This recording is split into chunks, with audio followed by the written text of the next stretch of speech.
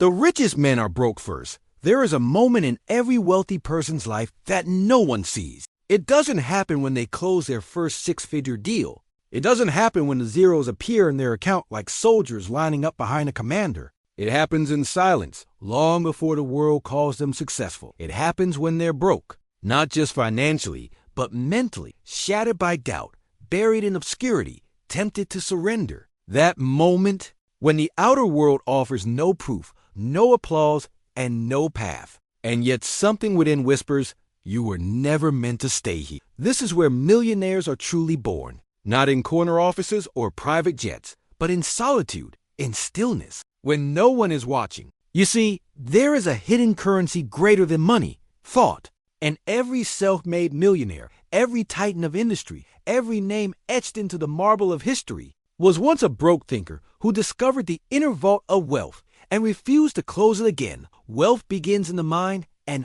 only in the mind. You don't need capital to begin. You don't need connections, inheritance, or perfect timing. But you do need one thing, a mind that no longer negotiates with poverty. This video is not about thinking positive. It's not about surface-level motivation or feel-good cliches. It's about rewiring your mental operating system until thinking like a millionaire becomes the only version of you that survives. Because here's the truth, being broke is a condition. But thinking broke, that's a decision. And you don't have to wait another second to change it. So, if you're surrounded by bills, if your environment reflects lack, if your current life feels like a prison sentence instead of a legacy in progress, good. Because this is exactly where it begins. Now close the outer world. Open the vault. You're about to discover the blueprint buried inside you all along. Perfect. The silent blueprint. Wealth is a state before it's a status. They will tell you to get practical, to be realistic, to focus on what's in your bank account, not what's in your imagination. But that advice is what keeps most people poor. Because every fortune, every empire, every towering monument of wealth that's ever been built started as a blueprint inside someone's mind. No cement, no cash flow, no applause, only a thought, held long enough, with enough certainty that the world eventually bowed to. This is the hidden truth of wealth. It doesn't begin with money. It begins with a frequency. Let that land. A millionaire doesn't think rich because they have money. They have money because they've learned to think rich, in silence, in struggle, in obscurity. And if you are broke right now, this is not a curse. It is a crucible. Because when you have nothing, the one thing you still control, fully, entirely, is your inner world. And that is where all wealth begins. Napoleon Hill understood this better than anyone. He spent decades studying men who built financial dynasties from nothing. Carnegie, Rockefeller, Ford. He realized they all had something in common. Not luck, not inheritance, not genius, but deliberate mental architecture. These men had built something no one could see. A belief structure, so fortified, so exact, that the physical world was forced to conform to it. This was not wishful thinking. It was definite purpose, backed by unshakable clarity. You could strip them of their assets, but you could never take away their inner vault. Because their wealth was not stored in banks.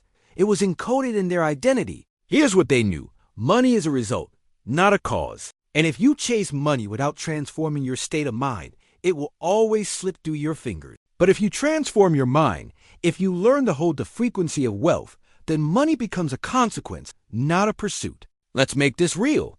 Close your eyes for a moment. Picture yourself holding a key, ancient, cold, heavy. It doesn't unlock a safe. It unlocks a door in your mind. Behind it, a room with blueprints on the wall. Designs, concepts, plans, not for a house, but for the future you. That room exists. Most never find it because they're too busy trying to earn their way into success. But you can't earn your way into wealth if your mind is still wired for survival. You have to build your way in from the inside out. Now, let's dismantle a myth. People think millionaires think about money all day. They don't. They think in principles, visions, and structure. They ask higher questions. Not, how do I make more money this month? But what kind of system could make money with or without me? Not, can I afford it? But what would I have to become to never ask that question again? It's not about positive affirmations. It's about mental calibration. They walk through the world differently, even before the money shows up. They enter rooms like they belong there, They solve problems like owners. They think generationally, not just transactionally. And here's the key. They started doing this while they were still broke. Hill called it the inner riches. And he warned, until you can think rich while you are poor, you will never stay rich even if you become wealthy. Read that again. This is why lottery winners go broke. This is why inherited wealth so often disappears in one generation. Because money can't save a poverty-wired mind. But a millionaire mind can survive even in a financial desert. That's what you're building, right? Not strategy, not shortcuts. A vault. In your thoughts, in your vision, in your sense of self. Let me ask you something personal. When no one is watching, when the bank account is empty, when your job drains you, when the pressure is loud and your dreams feel far away, do you still believe you are meant to be wealthy? Not just comfortable, not just debt-free, but free in every dimension? Because that's the blueprint talking. That's the millionaire mind before the money.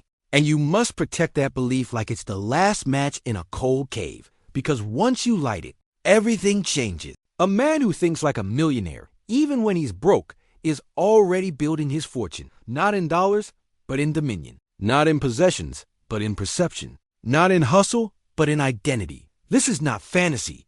It is frequency. You are either radiating the code of abundance or the code of lack. And life, like a perfect mirror, reflects whichever signal you choose. So ask yourself, are your thoughts deposits or withdrawals? Is your self-talk expanding your vault or emptying it? This is the silent blueprint. No one will hand it to you. No one can install it for you. But once you build it, the world will try to explain your success as luck. Let them, because the blueprint was never for them to see. It was only for you to hold. Perfect. We now continue. Invisible assets, belief, vision, and the law of definite purpose. There are assets you can't list on a balance sheet. They don't appear in your portfolio. They can't be seized, taxed, or stolen. And yet, they're the foundation of every fortune ever built. They are invisible, but they are indispensable. What are they?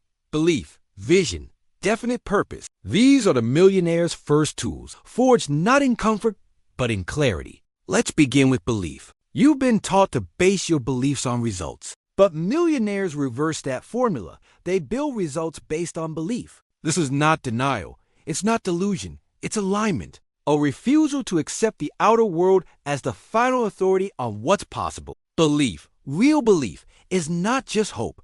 It's emotional ownership of an outcome before the world agrees. You feel it before you see it. You embody it before you hold it. You operate from it as if it were already law. This is not easy, especially when you're broke. When you wake up and your environment reflects lack. When everything around you whispers, you're behind. But that is when belief becomes an asset. Because if you only believe when it's easy, it's not belief, it's reaction. Let's talk about vision. Most people don't have one. They have goals, wishes, things they want to buy. But vision is different. Vision is a mental blueprint of your future reality, complete with detail, structure, and emotional texture. It's vivid, it's sharp, it's alive, and most importantly, it doesn't flicker when circumstances shift. Do you have that? Can you see your future in such clarity that it starts to rewire how you behave today? Because millionaires aren't just chasing money. They are becoming someone, a version of themselves that lives on a higher plane of intention. And vision is the map that gets them there. Without it, you are a wanderer. With it, you are a builder. Now we come to the cornerstone, definite purpose. Napoleon Hill called this the starting point of all achievement. Not vague ambition, not scattered effort, but clear, focused, unwavering purpose, the kind that reorganizes your identity. Ask yourself, what are you actually building? Who is it for? What pain are you converting into power? What legacy are you constructing from the dust? Without a definite purpose, you will chase tactics endlessly. You'll download another ebook, watch another guru, buy another course, still broke, still spinning, still lost. But when your purpose is locked in, everything changes. Time, energy, decisions all start aligning like magnets to metal. Because the subconscious mind will fight for whatever you define as your purpose, even when you're tired, even when the outer world shows no reward. Let me give you a metaphor. Imagine a sculptor standing before a block of stone. Nothing has been carved yet. There's no evidence of a masterpiece, only weight, silence, and dust. Most people walk past the stone and see nothing. But the sculptor? He sees the statue already complete in his mind. His vision is so strong, he starts to chip away at the stone, piece by piece, day after day. People think he's wasting time. They laugh, they question, they doubt. But the sculptor doesn't need them to see what he sees, because belief, vision, and definite purpose are already alive inside him. And eventually, the statue emerges. Then they all ask, "How did you do it?" But the truth is, he had already finished it before he started. They just couldn't see it yet. That's what you're doing right now. Every time you affirm your worth in silence, every time you see the future clearly when no one else does, every time you wake up and move with intent instead of reaction, you are sculpting something that only you can see until the world catches up. This is how you think like a millionaire, even while the bills stack, even when no one claps, even when you're starting from scratch. Because this is what separates a wealth-conscious individual from the masses. They work with invisible tools, and they don't apologize for it. They know that belief is currency, vision is equity, purpose is leverage. And even when their hands are empty, their mind is full. Let's ground this. If someone took your bank account today, wiped it clean, but left you with only your belief system, your vision, and your definite purpose, would you still find a way to win? Would you still rise? Would you still create something that cannot be denied? If the answer is yes, you're already wealthy. If the answer is no, this is your work. Because wealth consciousness is not a reaction to financial success. It's the cause of it. And until you make that shift from chasing money to becoming the type of mind that attracts it effortlessly, you'll keep missing the point. You don't build empires with just strategy. You build them with identity. And identity is forged in belief, vision, and purpose, all of which costs nothing but your full commitment. Start there, stay there, and the world will eventually mirror back what you've been carrying all along. Unseen, unpaid, but inevitable. Let's keep going, deep into the next layer. The war on poverty thinking. There is a war inside you, not the kind fought with fists or fire, but one waged in silence between who you are and who you've been trained to be. And until you win this war, no amount of strategy, skill, or hustle will sustain wealth. Because poverty is not just a condition, it's a thought system, passed down, reinforced, and repeated until it becomes invisible. And if you don't recognize it, you'll mistake it for personality or humility or even realism. But it's none of those things. Poverty thinking is a virus, and if left unchallenged, it will sabotage every opportunity before it has a chance to take root. Let's name it. Poverty thinking is when you shrink your vision to match your current reality. When you hesitate to invest in yourself, even though stagnation is already costing you. When you measure the value of an idea by how fast it can give you relief, instead of how deep it can build your future. It sounds like this: I just need enough to get by. People like me weren't meant for that kind of life. Let me play it safe until things settle down. I'll start when I have more time. But understand, these are not harmless thoughts. They are contracts, silent agreements that keep you poor. Because they don't just affect your actions, they shape your identity. And once your identity wraps itself around limitation, even abundance will feel unsafe. You'll sabotage what you prayed for. You'll spend like a millionaire, but think like a beggar. You'll touch success, then retreat into the comfort of struggle, because struggle is familiar. That's how deep this programming runs. It begins early. Maybe you were told to be grateful for what you have, but never taught to expand what's possible. Maybe you watched your parents sacrifice everything just to keep the lights on, and you learned that survival was noble, while ambition was selfish. Maybe you saw money as a source of stress, manipulation, or abandonment, and you quietly decided, if that's what wealth does, I don't want it. But here's the truth. That story is not yours. It was given to you by people who were doing the best they could inside their own inherited limitations. But you were born to break the chain. Let me say this as clearly as I can. Poverty thinking is not humility. It is self-abandonment. And until you call it what it is, a lie, a limitation, a leftover code from someone else's fear, it will keep running your life in the background. This is the war you must wage. And like any war, it requires awareness, strategy, and discipline. Not against people, not against the world, but against the echo of thoughts that no longer belong to the person you are becoming. You must start noticing the patterns. When you second-guess every move, when you wait for permission to begin, When you shrink in rooms where your full power is required. When you settle for crumbs because you're afraid to claim the whole table. These aren't personality traits. They're symptoms of poverty conditioning. And the only way to kill that conditioning is to starve it. Stop feeding it attention. Stop feeding it agreement. Stop reinforcing it with words like realistic or safe. Instead, ask yourself, what would I think if I had never been taught to fear money? What would I believe if I didn't associate wealth with guilt, risk, or betrayal? Who would I become if I trusted my own value, fully, unapologetically? Ask those questions every day until the answers become louder than the program. Because here's the secret. You don't escape poverty by making money. You escape poverty by making a decision. A decision to reject smallness. A decision to build a new mental ecosystem, even if no one around you understands it. A decision to value vision over validation, wealth over worry, purpose over panic. And once that decision is made, deeply, irrevocably, your thoughts start to shift. You begin to think long-term. You start investing energy into your future identity, not just short-term survival.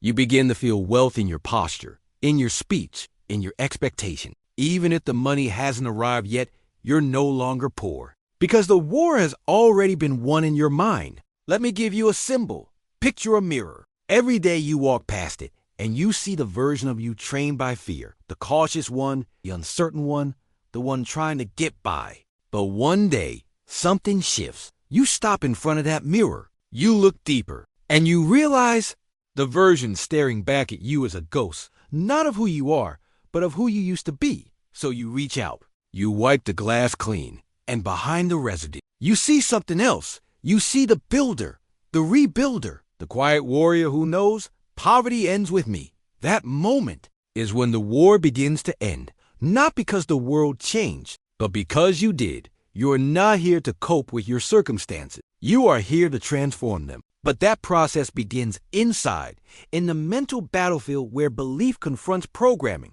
and legacy overrides limitation. So if you feel like you've been sabotaging yourself, if your income doesn't match your vision, if you keep cycling through feast and famine, don't just look at your habits. Look at your thoughts. Because wealth is not just what you make.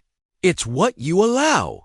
And the moment you stop allowing poverty thinking to rent space in your mind, your world will start to reflect that new internal standard. Not overnight, but inevitably. You've been taught to fight for your limitations. Now fight for your liberation. The war is real, but so is your power. Choose your thoughts wisely. Because they're either building your future or repeating your past. Let's keep building. Now entering a pivotal shift in the script. From inner war to inner architect. The architect's mind, thinking in structures, not situation. Pause for a moment and look around. Most people are not living in lives they design. They're living inside reactions. Reacting to bills, reacting to pressure, reacting to the past. Their days are structured by urgency, not vision. Their choices are shaped by circumstances, not clarity. And the truth is, you cannot become wealthy while thinking situationally. To step into lasting wealth, you must evolve into something deeper, an architect of thought. Because millionaires don't think in moments, they think in systems. They're not moved by the noise of today. They're focused on the infrastructure of tomorrow. Let's break this down. Situational thinking sounds like this. How do I pay this bill? What's the easiest way to make money right now? What job will give me the quickest relief? But the architect's mind asks, what structure can I build that makes this problem irrelevant? What system can generate wealth without depending on my hours? What identity must I become to never face this situation again? See the difference? One is reactive. The other is revolutionary. This is why you must stop asking how to escape your current reality and start designing a new one. Because if your mind is still negotiating with your current limitations, it can't architect anything greater. Here's a truth the broke mind avoids. Wealth is built by design, not luck. It's engineered. It's mapped, modeled, and refined in silence before it ever appears in reality. And you do not need money to begin this process. You need structure of thought. Let's look at how the wealthy build their internal frameworks. They reverse engineer outcomes. They start with the end, the vision, the lifestyle, the impact, and then ask, what systems would need to exist to make this inevitable? They install decision filters. They don't ask, does this feel good right now? They ask, does this align with my long-term structure? They separate emotions from architecture. They know the blueprint doesn't change just because the weather does. If it rains, they build anyway. They remove themselves from the center. They design systems that produce value, with or without them, because freedom isn't how much you earn. It's how much your structure earns while you sleep. Now let's make this real. Ask yourself, am I living by design or default? Do I have a vision for how wealth flows to me, or am I just hoping things will work out? If you can't answer that with precision, it's time to begin. Not with some perfect 10-year plan, but with the decision to stop reacting and start building. And here's how you start, with a single principle. Replace coping mechanisms with construction mechanisms. Most people cope with poverty. They learn to get by, to numb the frustration, to justify the struggle. But you're different now. Every time life squeezes you, you won't just endure. You'll construct. You'll design something in your mind that your environment doesn't reflect yet, and you'll stay loyal to that vision, not your present discomfort. That's the architect's mind. Let me give you a metaphor. Picture a bridge suspended over a canyon. On one side, your current life, stress, scarcity, stagnation. On the other, your future self, wealth, freedom, legacy. But there is no bridge yet. Most people stare at the gap and freeze. But you begin to sketch the structure. You start placing mental beams. You write the vision down. You refine the purpose. You eliminate distractions. Piece by piece, you build the bridge, not with wood, but with inner framework. And as the bridge grows, the distance shrinks. This is not fantasy. This is the literal physics of transformation. Thought becomes pattern. Pattern becomes structure. Structure becomes reality. That's how architects of wealth move. Deliberately, incrementally, and without needing instant proof. The world is full of talented people stuck in poverty because they never learn how to think in frameworks. They try everything. They burn out.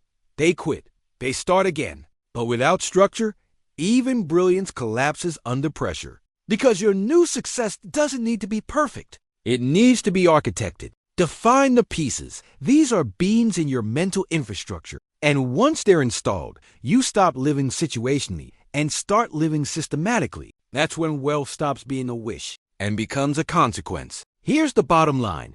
If your thinking is scattered, your results will be too. But if your mind is structured like a blueprint, even in chaos, you'll keep building. Even in setbacks, you'll keep rising. And even in silence, your foundation will grow stronger than the noise. This is the shift. From reactor to builder, from improviser to architect. This is how millionaires think, not by guessing, but by engineering. This is where thought becomes habit, and habit becomes destiny. Millionaire habits of thought.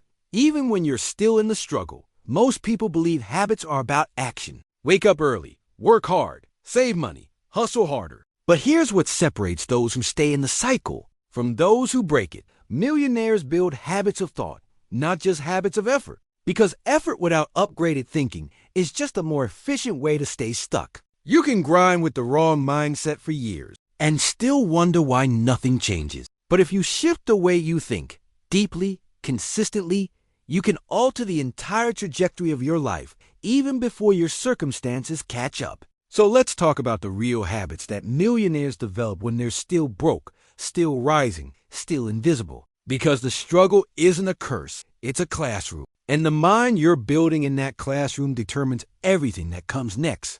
Habit 1. They think in terms of leverage, not labor-poor mindsets ask, how many hours do I need to work to make this amount? Millionaire minds ask, how can I create something once that pays me forever? Even before they have the product, the skill, or the business, they are scanning reality for leverage points. This doesn't require capital. It requires pattern recognition. And the earlier you train your mind to spot leverage, the sooner you escape the wage-based identity trap. Because as long as you think like a laborer, wealth will always feel out of reach. Habit 2. They frame everything through growth, not failure. When most people hit resistance, they internalize it. I'm not good enough. I guess this isn't for me. But those with wealth-aligned minds translate struggle differently. They ask, what skill is this situation trying to pull out of me? What version of me is being forged right now? What system failed here? Not what person. They never define themselves by the outcome. They define themselves by their adaptability. Because failure, to them, is not evidence of weakness. It's a feedback loop pointing toward a better structure, a cleaner path, a deeper level of mastery. Habit 3, they speak in certainties, not conditions. A poverty-based mind says, I'll succeed if this happens. I'll be wealthy when things go right. The millionaire thinker speaks in internal certainty. I am becoming the kind of person who attracts wealth. This result is already mine. The world is just catching up. I don't need proof. I need presence. They know that reality bends to identity, not the other way around. So they speak as if the outcome is inevitable, even when there's no proof yet. Not because they're delusional, but because their internal alignment is stronger than their external evidence. Habit 4, they obsess over identity. Not just strategy. Strategy is important, but strategy without identity is like trying to fill a bucket with holes in it. The broke mind asks, what do I do? The millionaire mind asks, who must I become? Because if the version of you building wealth is still operating from the beliefs, emotional triggers, and default responses of the past, no strategy will stick.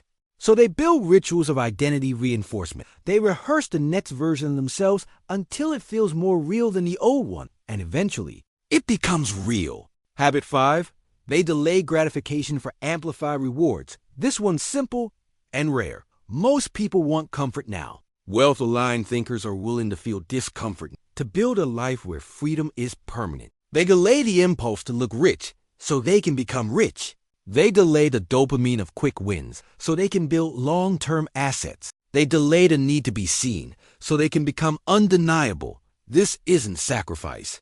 It's strategy. And if you're willing to trade short-term emotion for long-term expansion, you're already wealthier than most. Habit 6. They reflect ruthlessly, then move forward. The broke mindset either avoids reflection or drowns in it. But the millionaire mind makes reflection efficient. They look at what's working, what's not, and why. They take ownership fast. Then they realign and act without guilt, shame, or spiraling. They know emotion is valuable, but not when it delays execution. So they reflect with clarity, then execute with power. Habit 7. They see money as a mirror, not a master. This one changes everything. To the average person, money is a god, feared, worshipped, chased. To the millionaire thinker, money is a mirror, a reflection of the systems, value, and energy they've created. If there's no money, it doesn't mean they are broken. It means the system needs refinement, the structure needs upgrading, the message needs clarifying. This emotional detachment gives them power. They don't beg for money. They build for it. They don't resent it.